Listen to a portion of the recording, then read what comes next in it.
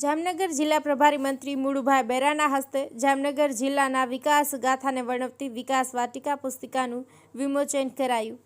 જિલ્લા માહિતી કચેરી જામનગર દ્વારા સંપાદિત, જિલ્લા આયોજન અધિકારીની કચેરી દ્વારા સંકલિત તથા જિલ્લા વહીવટીતંત્ર જામનગર દ્વારા પ્રકાશિત જામનગર જિલ્લાના વિકાસ કામોની ઝાંખી કરાવતી જિલ્લા વિકાસ વાટિકા પુસ્તિકાનું રાજ્યના પ્રવાસન, સાંસ્કૃતિક પ્રવૃત્તિઓ, વન અને પર્યાવરણ, ક્લાઇમેટ ચેન્જ વિભાગના મંત્રી તથા જિલ્લાના પ્રભારી મંત્રી મુળુભાઈ બેરાના હસ્તે વિમોચન કરાયું.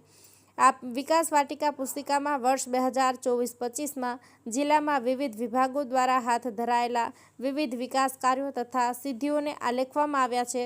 આ ઉપરાંત જામનગર જિલ્લાના સર્વાંગી વિકાસ માટે વિવિધ વિભાગો દ્વારા હાથ ધરાયેલી કામગીરીનું વિવરણ, જિલ્લાનો સંક્ષિપ્ત ઇતિહાસ, પ્રવાસન સ્થળો, જિલ્લામાં થયેલા વિવિધ લોકાર્પણ, ખાતમુહૂર્ત, વિકાસ કાર્યો સહિત માહિતીનો પણ સમાવેશ કરવામાં આવ્યો છે.